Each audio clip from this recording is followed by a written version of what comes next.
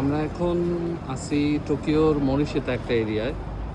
এইখানে আহ, এসে মানে জাপানে এসে ফার্স্ট আজকে মর্নিংয়ে বের হলাম।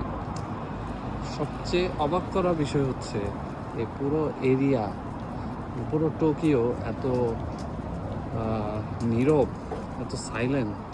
মানে আমার এখানে একটু জোরে কথা বলতে ভয় লাগতেছে, শুধুমাত্র গাড়ির সাউন্ড ছাড়া আর কোনো ধরনের কোনো সাউন্ড নাই। এবং এখানে আমরা একটু জোরে কথা বললে ওরা অনেক বিরক্ত ফিল করতেছে, আমাদের দিকে তাকাচ্ছে। খুবই এম্বারেসিং একটা সিচুয়েশন, বাট ভেরি ডিসিপ্লিন।